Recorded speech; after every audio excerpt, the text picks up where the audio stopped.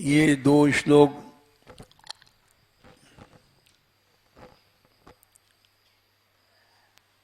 बहुत महत्वपूर्ण है। यो माम पश्यति सर्वत्र सर्वं च मयि पश्यति तस्याहं न प्रणश्यामि स च मे न प्रणश्यति।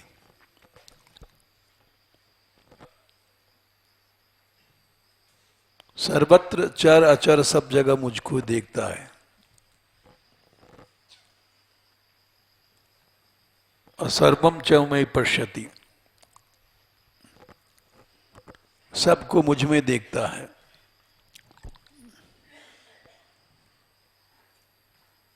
उसके लिए मैं कभी नश अदर्शने धातु, उसकी नजरों से गायब नहीं होता हूं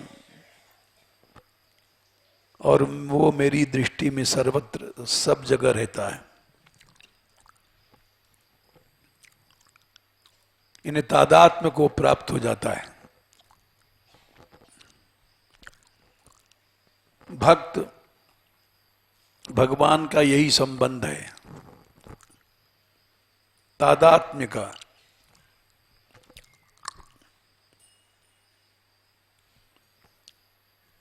भगवान ने इस बात को तादात्म्य संबंध को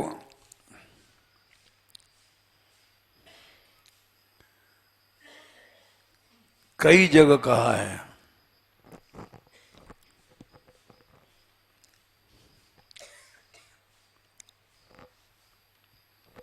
नौवें अध्याय में भी कहा है।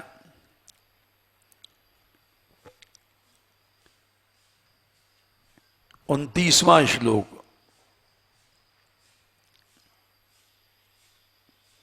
कि भाई भगवान तो सब जगह है। जैसे लोग प्रश्न कर देते हैं, ब्रज में ही रहते हो, बाहर क्यों नहीं जाते हो, क्या वहां भगवान नहीं है?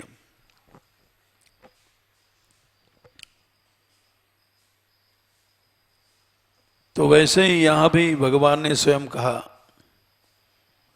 9/29 में,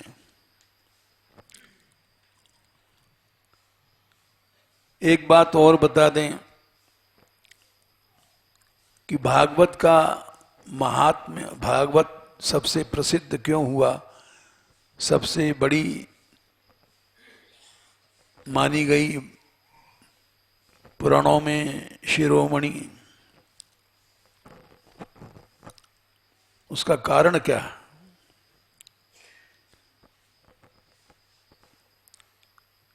उसका कारण एक ही है कि श्रीमद् भागवत में धर्म प्रोज्झित कैतवोत्र परमो निर्मत्सराणाम सताम, इसमें भागवत धर्म का वर्णन हुआ है। और उसमें कैतव अन्य कामनाएं जो कैतव उत्पन्न करती हैं, कपट उत्पन्न करती हैं, वो प्रकर्षेण उज्जित। इसका अर्थ श्रीधर स्वामी कहते हैं कि सबसे बड़ी कामना मोक्ष होती है। जीव सोचता है कि हम छूट जाएं संसार से, 84 लाख योनियों से छूट जाएं।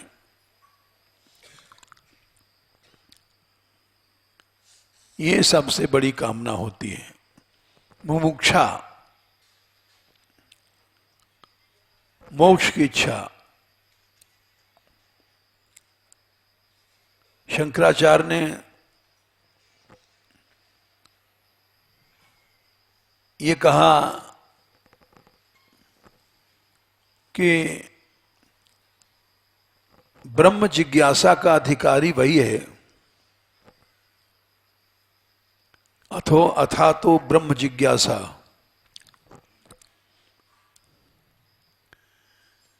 जिसमें षट संपत्ति है।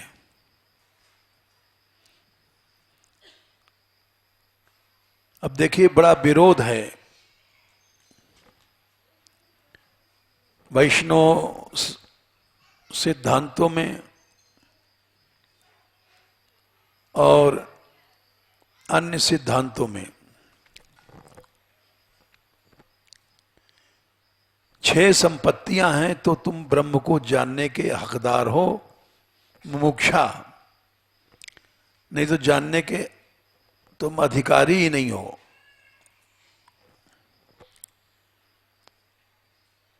शम दम उपरति,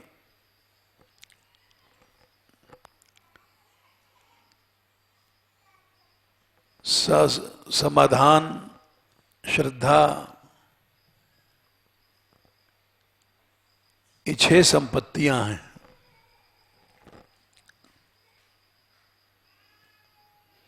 शम, मन सदा शांत रहे। दम, इंद्रियों का दमन।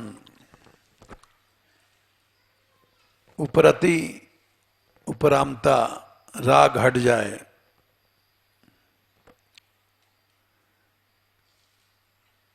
तितिक्षा, सब कुछ सहने की शक्ति। श्रद्धा, असमाधान।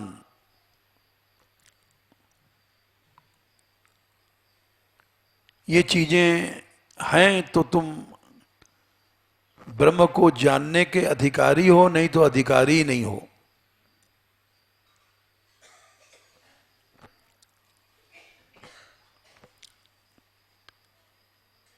ये 6 चीजें आजकल दिखाई नहीं पड़ती हैं।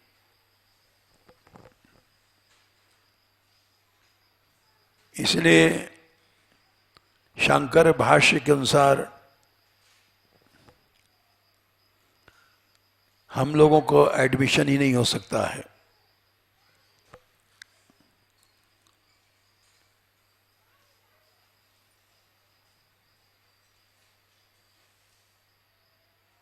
मुमुक्षा, श्रद्धा, समाधान, मुमुक्षा, षट संपत्तियों में भी आती है। मुख्या माने संसार से छूटने की इच्छा।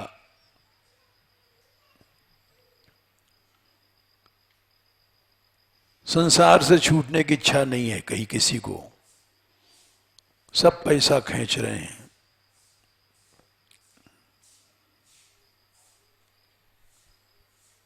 कथा कहने वाले खुलेआम व्यापार चल रहा है।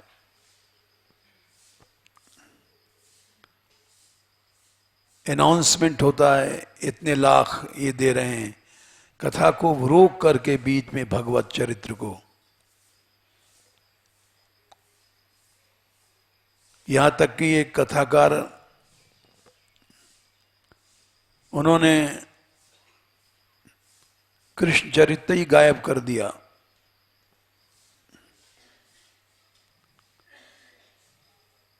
क्योंकि अनाउंसमेंट हो रहे थे पैसे के।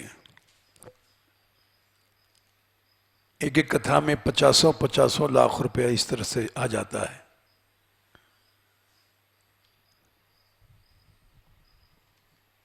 कोठियां बन जाती हैं, आश्रम बन जाता है आराम से।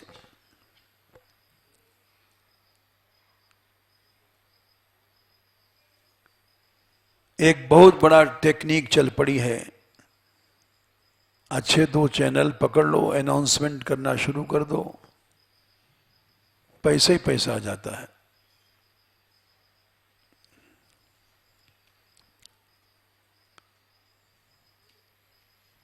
वो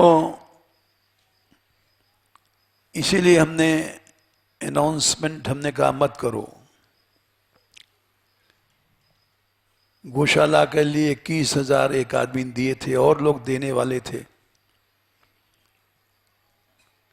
हमको पता पड़ा, हमने कहा गायें भूखी नहीं मर रही हैं, हम अपना स्तर नहीं गिराएंगे।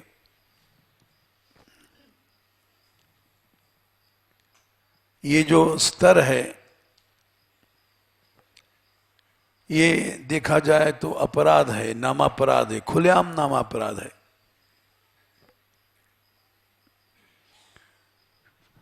नाम के पीछे वासनाओं को पूर्ति करना, व्यापार करना है, नामापराध है।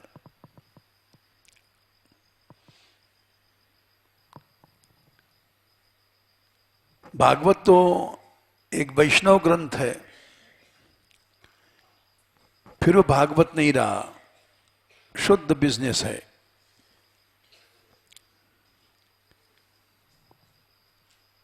इसलिए ऐसे वक्ता से भागवत सुननी नहीं चाहिए। भागवत महात्मा लिखा है, वक्ता कार्यो अति निष्प्रिय, अति निष्प्रिय होना चाहिए।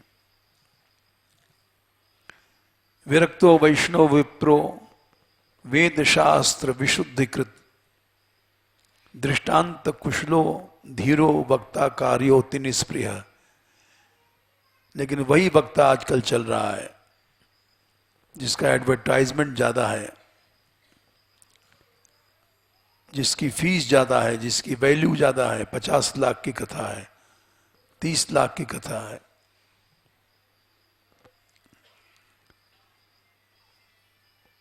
तो वो सब विकृतियां हैं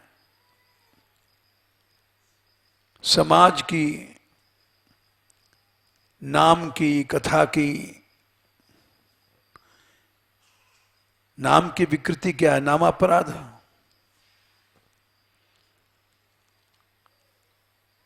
इसी तरह से ये विकृतियां ही चल रही हैं। प्रहलाद जी ने कहा, मौन व्रत श्रुत तपोध्ययन स्वधर्म व्याख्या रहो जप समाधय आप वर्ग्या। 7वें स्कंद में 9वें अध्याय में स्तुति के प्रकरण में प्रहलाद जी ने स्पष्ट कह रहा है, इन सबको हम लोगों ने वार्ता व्यापार बना दिया, बिजनेस बना दिया।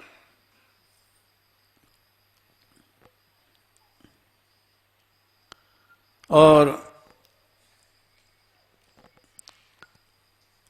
प्रायः परम पुरुषते त्वजितेन्द्रियाणाम।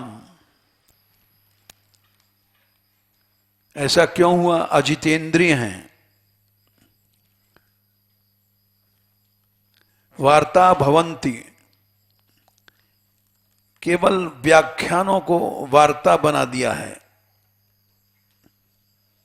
वार्ता माने व्यापार। वार्ता भवंत उतनबात्र, कुछ दिन बाद वो व्यापार में नहीं रहता है, लंबे समय तक नहीं चलता है। दाम्भिका नाम, वो भक्त नहीं है, दाम्भिक हैं। केवल शो कर रहे हैं कि हम इतने बड़े विद्वान हैं। और पैसा 20 लाख 50 लाख के ठेके से जनता मूर्ख है।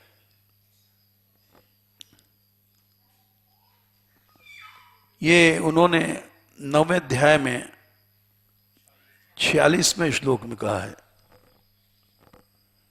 46। कथा नहीं है, कथा इसलिए नहीं, कथा सार चला गया। केवल नाम नाम है, भागवत हो रही है, सप्ताह हो रहा है, उसका सार तो हमने खरीद लिया पैसे में, पैसा ले लिया हमने, प्रसिद्धि ले लिया।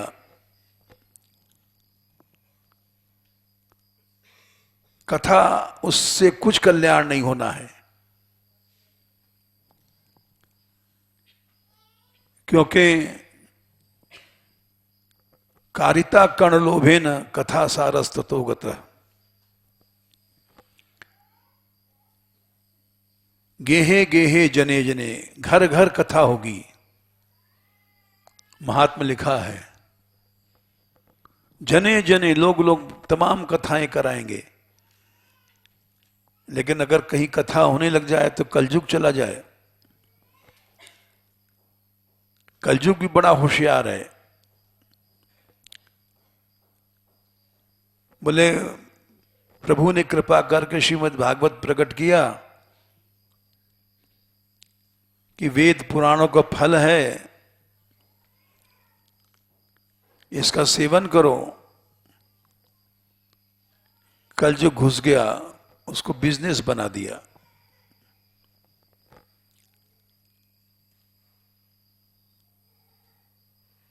और कथा का सार निकल गया, अब उसमें कुछ नहीं रहा। विप्रैर भागवती वार्ता गेहे गेहे जने जने, कारिता कण लोभेन, लोभ आया और कथा सार चला गया।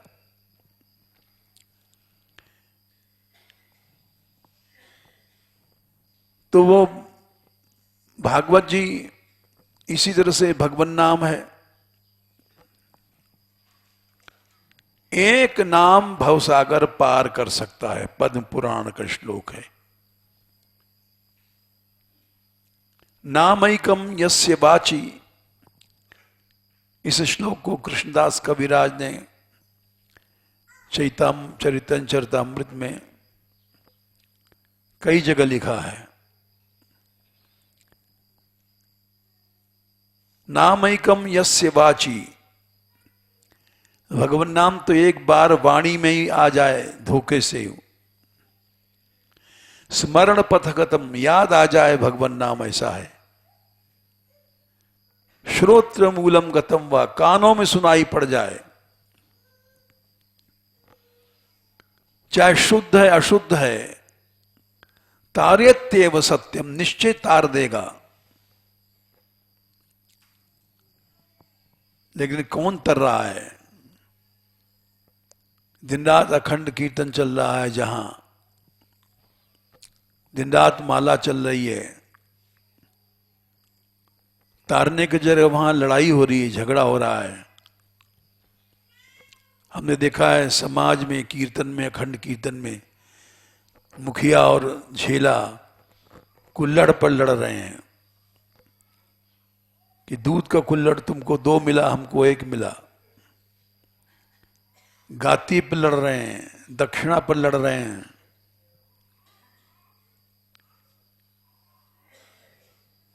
तो इसलिए उसको हम लोगों ने नाम को नामाभास बना दिया। तच्चेत देह द्रविड़ जनता लोभ पाखंड मध्य निक्षिप्तम स्यात् न फल जनकम शीघ्र में वात्र तत्र। देह के लिए ले रहे हैं। हमारे यहां से 20 साल से यात्रा उठ रही है। एक बार करीब 15 साल पुरानी बात है, यात्रा चल रही थी, उसमें बड़े बड़े महात्मा, अच्छे विरक्त साधु थे। पड़ाव एक ही जगह पड़ गया, विरक्त मंडल की यात्रा भी उठी थी। आदि बद्री में उनका भी पड़ाव पड़ा, हमारा भी पड़ाव पड़ा साथ साथ। चांस की बात है, वैसे तो अलग अलग तारीखें थीं, लेकिन उनकी यात्रा में बड़े बड़े महात्मा थे, विरक्त मंडल। उनकी यात्रा में मेवों का साग बनता था और हमारी में रोटी दाल। तो हमारे यहां के बड़े बड़े विरक्त महात्मा भाग गए उस यात्रा में। अरे भाई, हम विरक्त मंडल की यात्रा करेंगे। अरे मेवों की यात्रा करोगे? मेवों के, वो मेवा हमारे यहां तो है नहीं भाई। तो ऐसे ऐसे लोग चले गए हमारी यात्रा छोड़ करके, जबकि वहां न कथा न कीर्तन, नाम है विरक्त मंडल, लेकिन मेवों का साग है। बादाम, पिस्ता, अखरोट, काजू, इनके साग बनते थे। तो उस सारी यात्रा निस्सार हो गई, क्यों? लोभ आ गया। तच्चे देह द्रविड़, और वहां दक्षिणा भी तगड़ी थी। यहां तक कि एक एक सिटिंग में 50-50 रुपए दक्षिणा।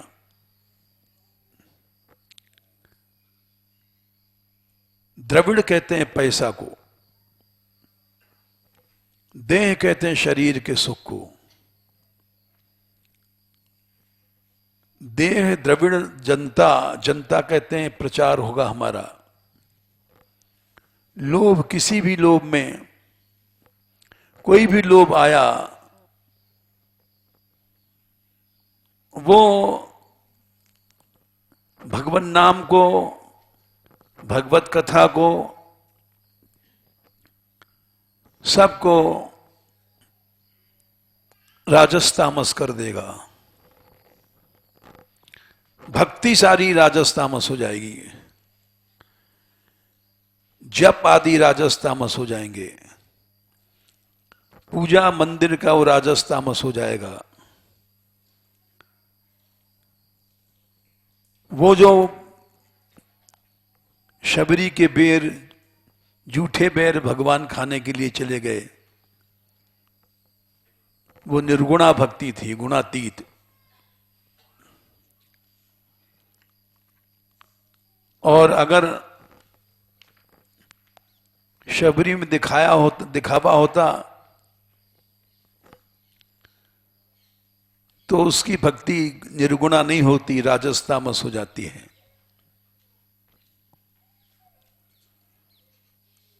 भगवान ने स्वयं कहा है, कपिल भगवान ने, भक्ति भी राजस तामस हो जाती है। वो अपनी, हमारी कमियों से, हमारी भावनाओं से।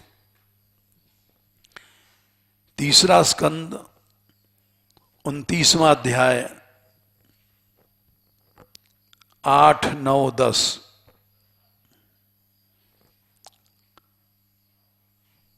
अभिसंधाय यो हिंसाम दंभम मात्सर्यमेवा संरंभी भिन्न दृक् भावम मई कुर्यात् स तामसः।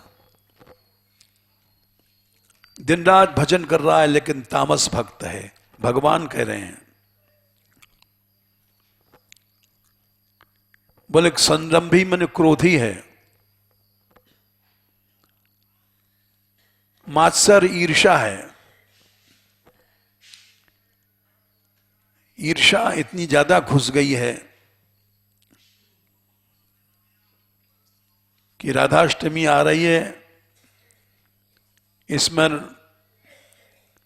राधा वल्लभ संप्रदाय की अलग राधाष्टमी का चलता है जुलूस, बिहारी जी का अलग चलता है, और होड़ लगती है। और होड़ हम लोग सिखाते हैं, आचार्य लोग। बड़े जोर से उछलेंगे, कूदेंगे, हल्ला मचाएंगे अपने रुआब के लिए, अपने शान के लिए, लेकिन उसके पीछे मात्सर्य भाव है, होड़ है। ये हम लोगों में घुस गई है बातें, और इतनी ज्यादा घुस गई है,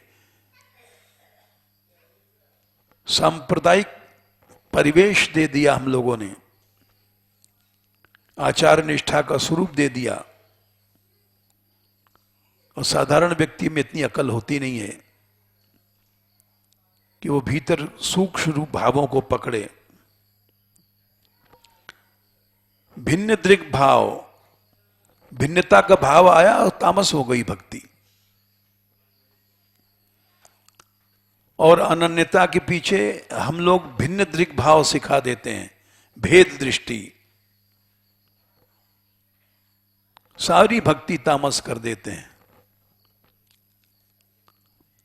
और बेचारा जो नया आदमी है वो समझता है कि बड़ी अनन्यता है। लेकिन भगवान ने कहा वो तामस हो गया वो भक्त, तामस से बच गया मान लो तो राजस हो जाएगा। ये 9वां श्लोक राजस व्यक्तियों का है। बोल ये क्या होता है? ताम झाम विषय विषयान अभिसंधाय, बड़े जोर का 56 भोग हो रहा है, माल बन रहे हैं बड़े बड़े, यश के लिए ऐश्वर्य के लिए ताम झाम ठाट बाट, अर्चादो अर्चेदियो माम पृथक भाव स राजस,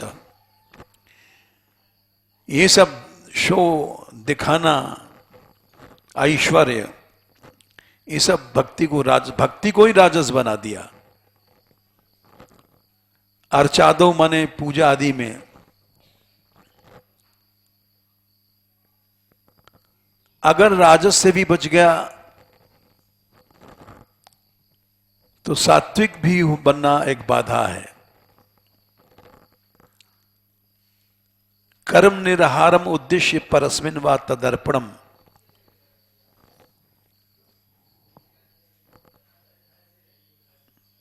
10वां श्लोक है।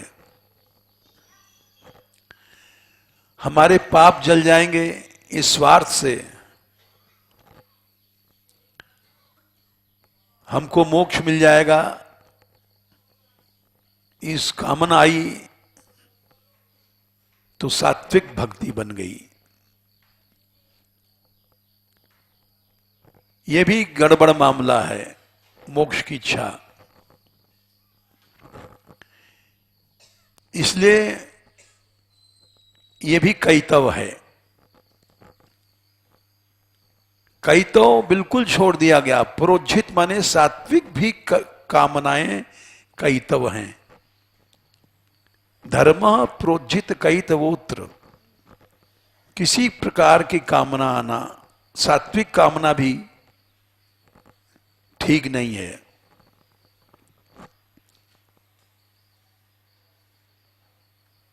इसका कई जगह खंडन किया गया भागवत में, जगह जगह खंडन किया गया। क्या स्वार्थ रखते हो मोक्षोक्ष की? या ध्रुव जी ने कहा जो मोक्ष में या निर्वृतिस्तनुभृताम तनुपाद पद्म ध्यानाद भवजनक, वो तो भक्त लोग उसको चाहते ही नहीं है। आपके भक्तों के कथा वाले ही सब छोड़ देंगे। ध्रुव जी ने अपनी स्तुति में कहा है 4थे स्कंद के 9वें अध्याय में।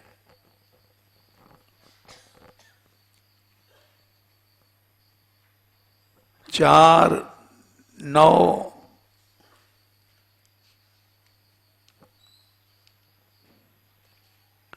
10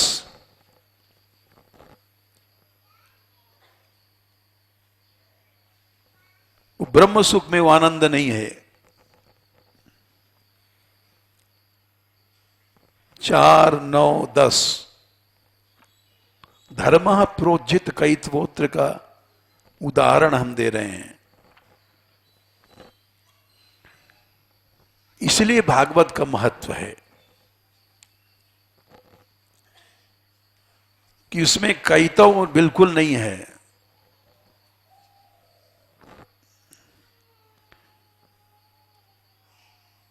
भागवत का महत्व क्यों है? सात्विक कैतव, सात्विक कामनाएं भी नहीं है इसमें।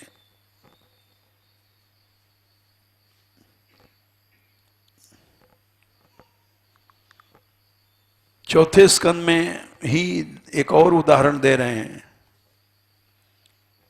प्रोज्झित कैतव का।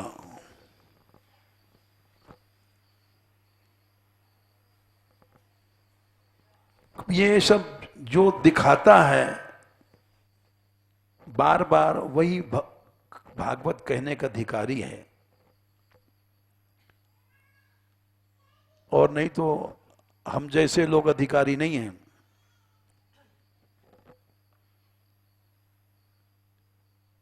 चौथे स्कंद में ही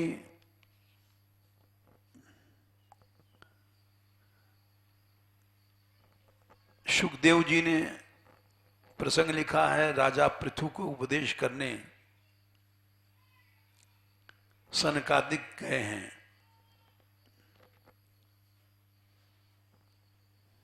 तो उसके पहले 20वें अध्याय में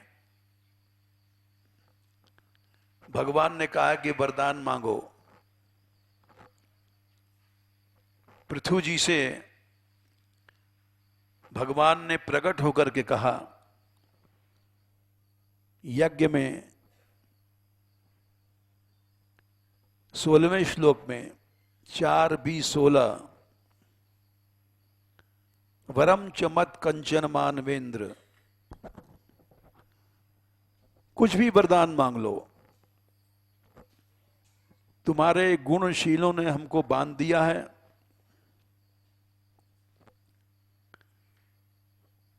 तो पृथु जी बोले, हे विभो, वरदानियों में आप ईश्वर हैं, सबसे बड़े हैं। 23 4:20-23। तो मैं ऐसे वरदान तो नहीं मांगूंगा जो देहाभिमानी लोग मांगते हैं। देहाभिमानी लोग पैसा मांगते हैं और यश मांगते हैं, राजपाट मांगते हैं। इन वरदानों को तो मैं नहीं मांगूंगा, साफ पहले पहले मना कर दिया। वरान विभो त्वद वरदेश्वरात् बुधा कथम वृणीते गुण विक्रियात्मना। बोले ये तो नरक में भी मिलते हैं।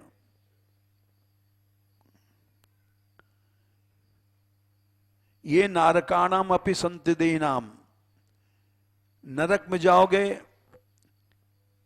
टट्टी के कीड़े बनेगो, जिसके चनूना कहते हैं। चनूना को भी चनूनी मिल जाती है, शूकर को शूकरी मिल जाती है। कीड़े को कीड़ी मिल जाएगी भोगने को। तो हे कैवल्य पते, आपसे नरक की चीजें हम क्यों मांगे। फिर नरक से भी मत मांगो, संसार से छूटने का तो सोचते होगे। मोक्ष ये प्रोज्झित कैवल्यवोत्र का प्रमाण है। 24वां श्लोक, न काम ये मोक्ष, मोक्ष नहीं चाहता मैं।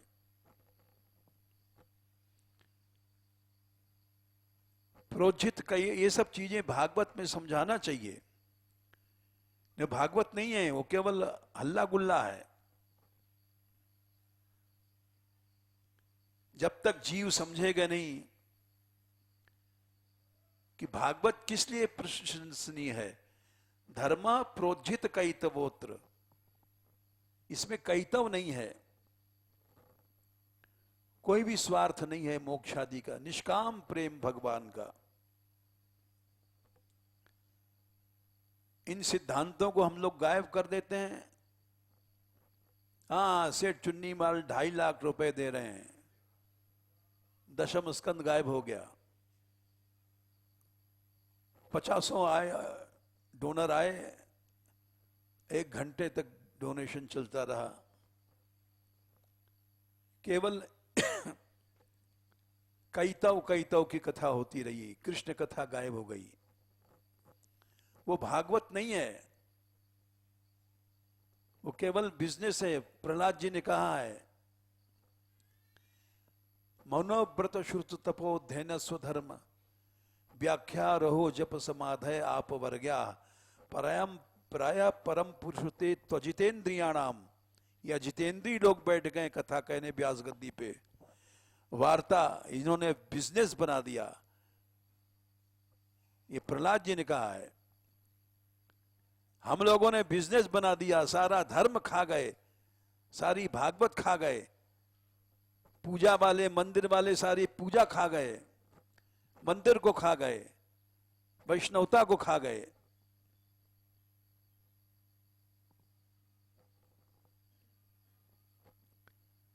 और बड़े बड़े नाम हैं, आचार्य, मंडलेश्वर, फलाने ढिकाने, उनके सामने उनके हजारों शिष्य हैं, कोई बोल नहीं सकता है, जबान नहीं खोल सकते तुम। लेकिन बात यही कि वो खा गए, सब चीज को बिजनेस बना दिया।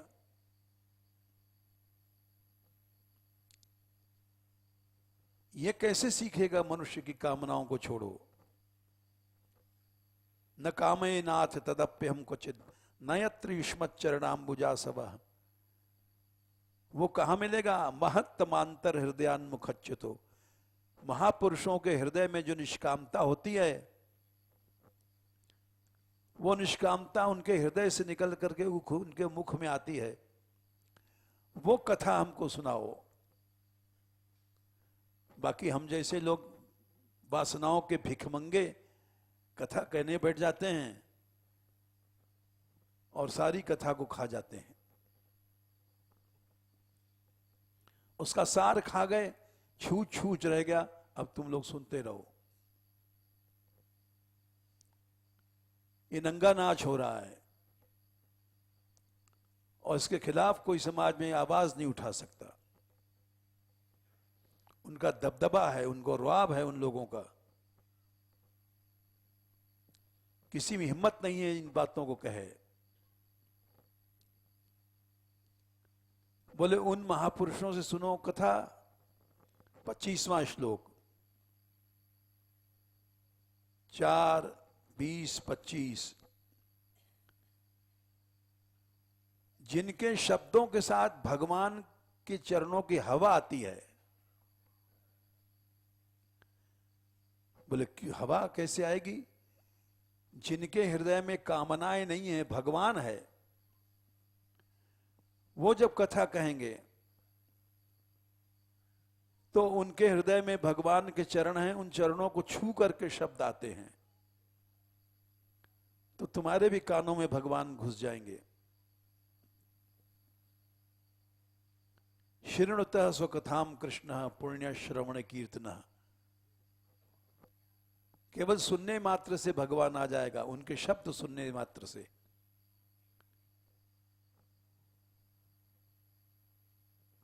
हृदयंतस्थो ह्यभद्राणी विदनोति सुरिसताम।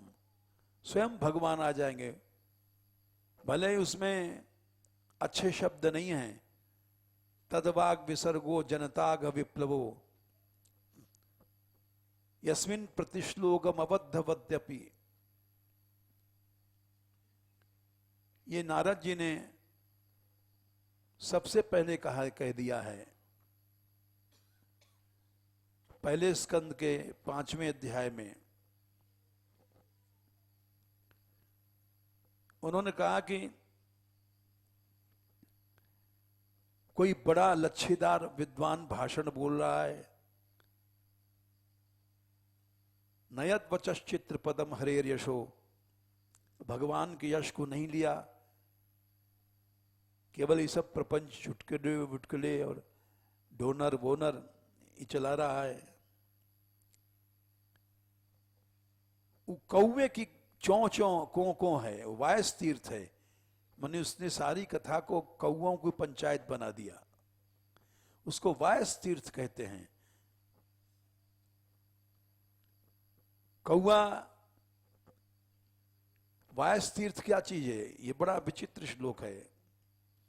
1, 5, 10। एक कौए में, एक कुल्हड़ में दूध रख दो, एक कुल्हड़ में मांस, खून, विष्ठा, गंदी चीजें, और हंस को छोड़ो तो हंस को वो विष्ठा विषय दिखाई नहीं पड़ेगा, वही दूध वाला कुल्हड़ में चला जाएगा, दूध में चोंच मारता है, उसको हंस दृष्टि कहते हैं। उसको दिखाई नहीं पड़ा। और कौवे को छोड़ो तो कौवे को दूध नहीं दिखाई पड़ेगा, वो काक दृष्टि है। तो आजकल काक दृष्टि चल रही है। बहुत बड़े कथावाचक हैं, हवाई जहाज से आए हैं और इतना ऊंचा मंच बना है। लेकिन है वायस तीर्थ, उसके भीतर, मंच के भीतर केवल विषय, पैसा, धेला, विष्ठा यही भरा हुआ है। इतना कड़ा शब्द प्रयोग किया नारद जी ने। नारद जी पर मुकदमा चलाया नहीं जा सकता, नहीं तो हम लोग खा जाते उनको। तद वायसम तीर्थम उशंति, इतना कड़ा शब्द, इससे ज्यादा गंदा शब्द हो ही नहीं सकता। वायस तीर्थ में केवल वही गंदगी, विष्ठा, विषय, मल, मूत्र, मांस, खून यही सब भरा हुआ है।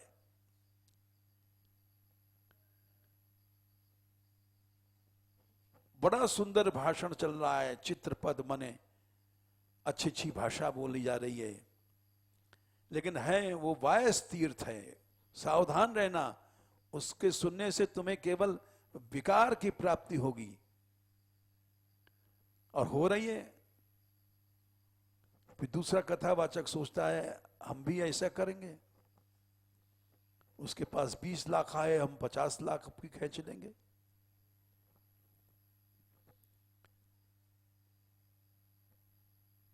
तो वायस तीर्थ है वो कथा, कथा नहीं है। और इसके विपरीत श्लोक 11, 1-5-11, तदवाग विसर्गो जनताघ विप्लवो, तुम्हारे पापों को जला देगी। यस्मिन प्रतिश्लोकम अबद्धवद्यपि, गड़बड़ है, कोई श्लोक ठीक से नहीं बोल रहा है, लेकिन भगवान का नाम ले रहा है, तो उसको साधु लोग ग्रहण करेंगे, क्योंकि वायस तीर्थ नहीं है।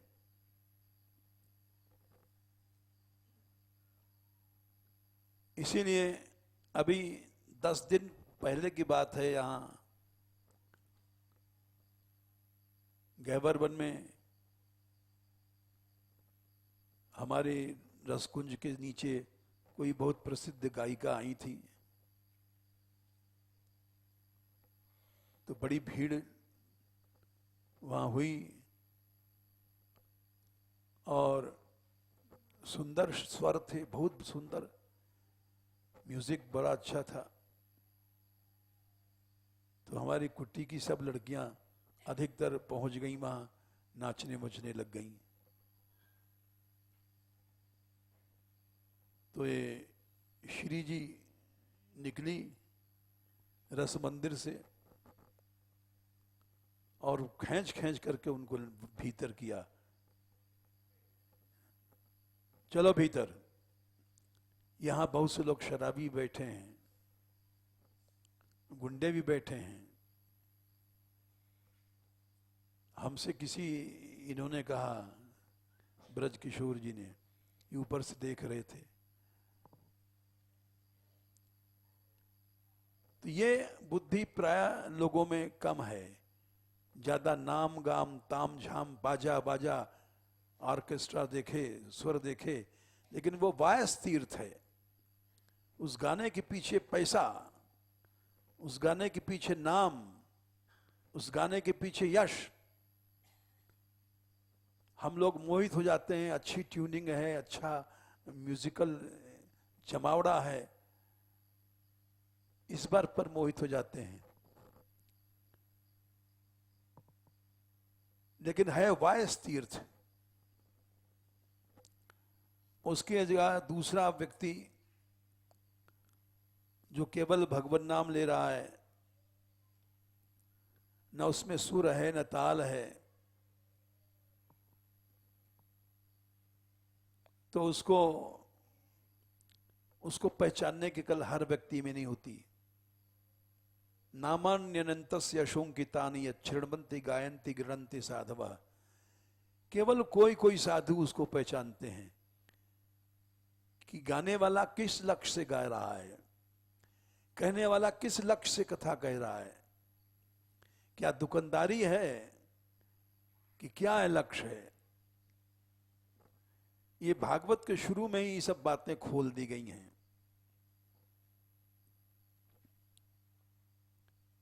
इसीलिए उन्होंने ये मांगा कि मैं ऐसे वरदान नहीं मांगता हूं। फिर क्या मांगते हो? ऐसा वरदान मांगता हूं, ऐसी कथा में हमको पहुंचाओ जहां भगवान के चरणों को स्पर्श करके हवा आ रही हो।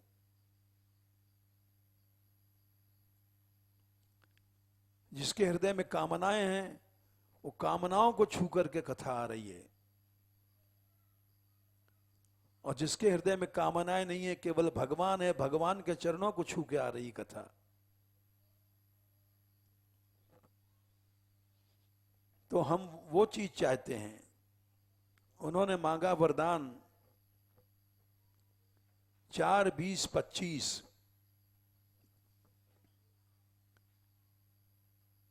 भगवान के चरणों को छू के आ रही है, ये कैसे पता? वो महापुरुषों के हृदय हैं, वो कुछ नहीं चाहते हैं। वो बेसुरा गा रहे हैं या चाहे बेताला गा रहे हैं या चाहे वो उनके शब्द गड़बड़ हैं। यस्मिन प्रतिश्लोकम अबद्धवद्यपि, श्लोक भी गड़बड़ है, लेकिन उनके हृदय में भगवान है। मीरा गाती थी, मीरा सूरदास जी गाते थे तो ऑर्केस्ट्रा नहीं बजता था। मीरा नाचती थी तो उसमें ऑर्केस्ट्रा नहीं होता था। आज का गवैया जब बैठेगा तो ऑर्केस्ट्रा 10 आदमी आगे पीछे, एक तानपुरा बजाने वाले, एक सुर देने वाला, एक बड़े बड़े वाद्य पीछे 10-10 आदमी फॉलो करने वाले, वो सब नहीं था इन लोगों के पास। अष्टछाप के महापुरुष लोगों ने जो श्रीनाथ जी को रिझाया तो केवल बैठे गा रहे हैं श्रीनाथ जी को, वो हैं, उनका पद हैं। और आजकल जो गायक बैठेगा तो 50-50 ऑर्केस्ट्रा वाले बैठते हैं, लेकिन क्या उस शक्ति को पा सकते हैं? सूर ने गाया, तुलसी ने गाया, मीरा ने गाया, इस संगीत को पा सकते हैं? कभी नहीं पा सकते।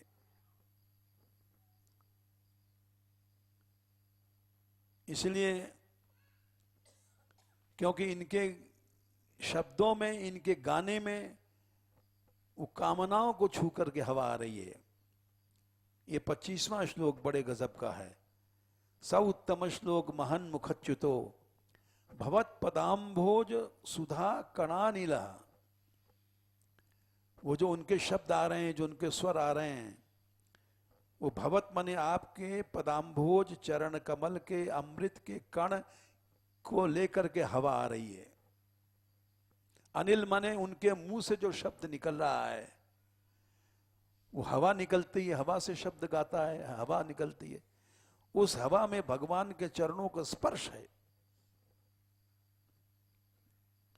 उससे क्या होगा? तुमको शुद्ध स्मृति में आएगी भगवान की। भले वो बेसुरा गा रहा है लेकिन भगवान के लक्ष्य से गा रहा है। भले वो साहित्य उसका गड़बड़ है,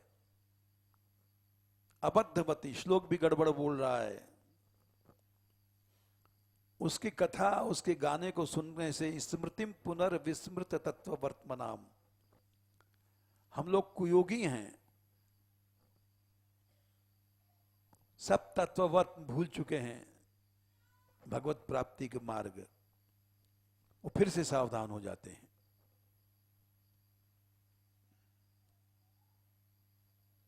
आजकल हो क्या रहा है,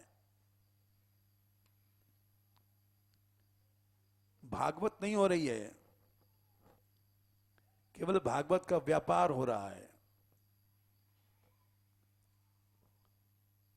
और इसके खिलाफ कोई बोल नहीं सकता। भागवत तो तब होती जब कईतों को छोड़ करके चले हम। कईतों को लेकर के जब बकता ही चल रहा है तो दुनिया सुनिया वाला बेचारा क्या करेगा। धर्म प्रोज्झित कईतवोत्र इस श्लोक की व्याख्या श्रीधर स्वामी ने किया है। सबसे पहले इस श्लोक को और प्रकर्षण उच्छित, मोक्ष आदि को भी छोड़ दो, कोई भी कामना नहीं रखो, तो उसको भागवत कहते हैं।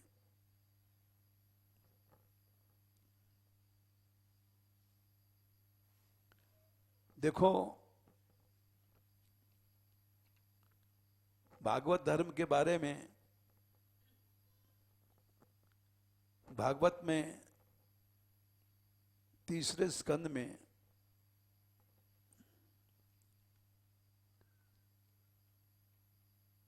15वें अध्याय में 48वां श्लोक है। ये सब समझाना चाहिए, तो उसको भागवत कहते हैं। आजकल सिद्धांतों को छोड़ दिया, स्तुतियों को छोड़ देते हैं। भागवत की महिमा क्यों है? उसमें ऐसा धर्म बताया गया कि मनुष्य निष्काम हो जाए, मोक्ष तक को छोड़ दे।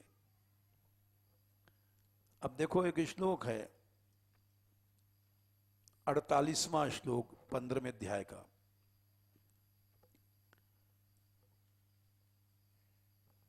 सनत कुमार कह रहे हैं, भक्त कौन है?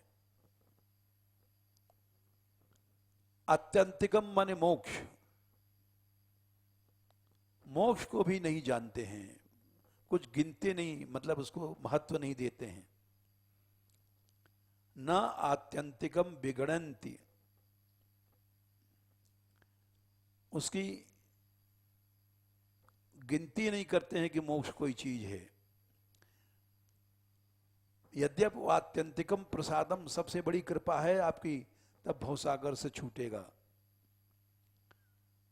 भगवान की कृपा से मोक्ष मिल रहे है तो उसको भी नहीं चाहते हैं। यह विचित्र श्लोक है, सनकादिक ने कहा है। प्रसाद रूप में जो मोक्ष मिल रहा है उसको भी नहीं चाहते हैं।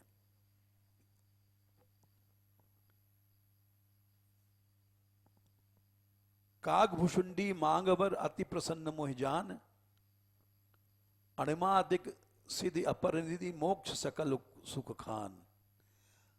आत्यंतिक प्रसाद मोक्ष है। उत्तरकांड में भगवान ने कागभुषुंडी से कहा है, इसका हम प्रमाण दे रहे हैं। भगवान राम प्रकट भये और उन्होंने कहा कि वरदान मांग लो।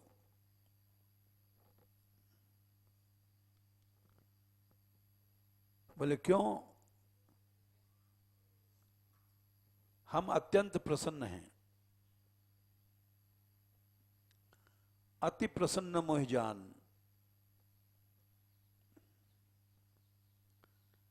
अणिमादिक सिद्धि अपर निधि,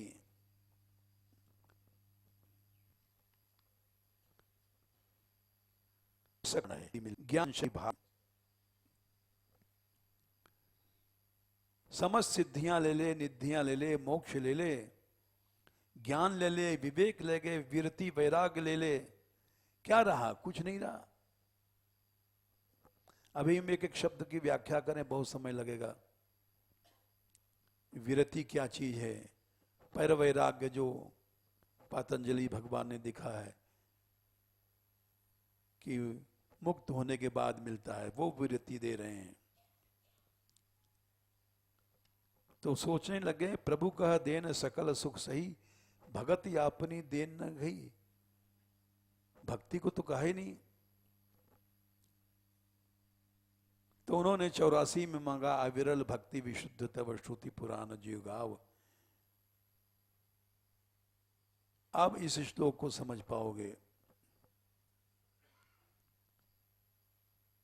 3:15-48 भागवत में, आत्यंतिकम प्रसादम, भगवान की अत्यधिक प्रसन्नता होती है जब जीव छूटता है संसार से, मोक्ष। अति प्रसन्न मोह जान, भगवान मोक्ष दे ले रहे हैं लेकिन भक्त ले नहीं रहा है। किम त्वन्यद अर्पित भयम भुव उन्नयस्ते, फिर और चीजों को भगवान का भक्त कैसे लेगा? राज्य, इंद्रपद, बड़े बड़े पदों को कैसे ले गए? क्योंकि आपकी काल रूपी, काल आपकी भुवों टेढ़नी करने से सब चले जाते हैं, ब्रह्मा आदि सब। किम त्वन्यद अर्पित भयम भ्रुव उन्नयस्ते, जरा सा भगवान ने भौं टेढ़ा किया और सब चला गया, राज्य वाज्य। बोले ये शक्ति तो सिद्ध भक्तों क्या चलाई, जो मामूली से लोग हैं, भगवान की शरण में आए हैं, थोड़ी देर कथा सुना, थोड़ा सा कीर्तन किया, यही शक्ति उनमें आ जाती है सब छोड़ने की। ये त्वदंग्रि शरणा भवतः कथाया, कीर्तन्य तीर्थ यशसः कुशला अरुसज्ञा। इसके बारे अभी तो हम जैसे लोग कथा में कीर्तन के भी रस नहीं जानते हैं, वैसे ही पे पे कर रहे हैं, कीर्तन का रस भी नहीं जानते हैं, कथा का भी रस नहीं जानते हैं। अभी तो 0/100 हैं। यही शक्ति आ जाती है कथा और कीर्तन से। फिर वो कहते हैं हमारे बारे में आप कहते हो तो हमको तो नरक दे दो। कामम भव मन जन्म स्वभृजनैर निरीयेषु नस्तात्। निरीयेषु मने बहुत से नरक हैं, एक एक नरक में हजारों हजारों जन्म तक पड़े रहने दो, वो दे दो हमको। अब बताओ मोक्ष मोक्ष क्या चला ये? भक्त इतना निष्काम होता है।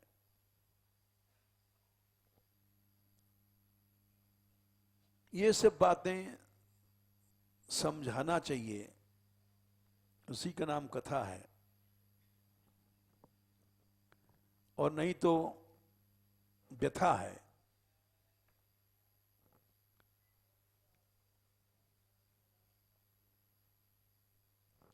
कपिल भगवान ने निर्गुण भक्ति को सर्वश्रेष्ठ बताया, गुणातीत। वही प्रोज्झित कैतव भक्ति है। 3:29 और 12, 11 और 12, इसमें प्रोज्झित कैतव भक्ति के वर्णन किया गया। 3:29, 11, 12। न वो मोक्ष चाहता है, न ईश्वर चाहता है, न धन चाहता है। ऐसा अगर समाज बन जाए तो देश, समाज, धर्म सब लोहा हो जाए। हिरण्यकश्यपु सामने आएगा वो भी हार जाएगा, रावण भी आएगा वो भी हार जाएगा। लेकिन हम लोग उल्टा समाज बनाते हैं। 20 लाख की कथा, 25 लाख की कथा, छोटे छोटे नए नए कथावाचक बेचारे वो भी सोचते हैं हम भी 25 मारेंगे, कई तो सिखाते हैं। कथा तो एक ऐसी चाहिए, कीर्तन तीर्थ यशसा कुशला रसज्ञा, कि केवल कथा सुनने से ही, कीर्तन ऐसा होना चाहिए कि केवल कीर्तन सुनने से ही यंगत त्वदंग्रि शरणा,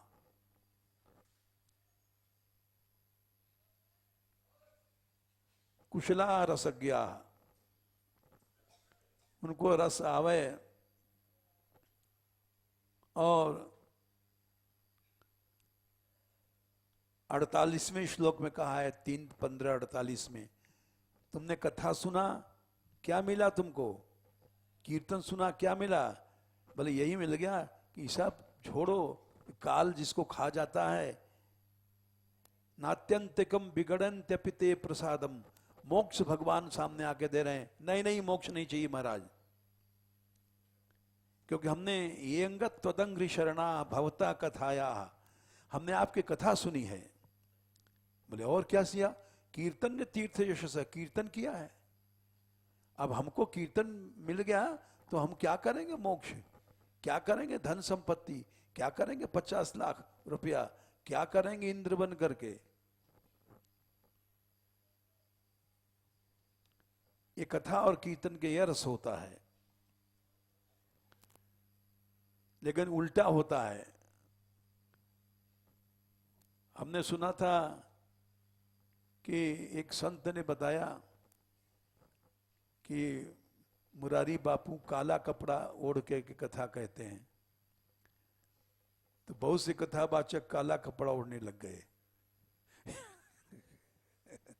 क्योंकि बापू बनना है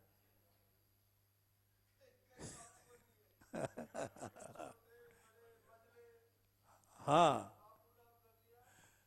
हाँ, तो ऐसे हम भी सुन लेते हैं, जैसे सुना रहे हैं नरसिंह दास जी कि कई बापू बन गए, तो क्या है ये, इसको कथा श्रवण नहीं कहते, इसको कीर्तन श्रवण नहीं कहते।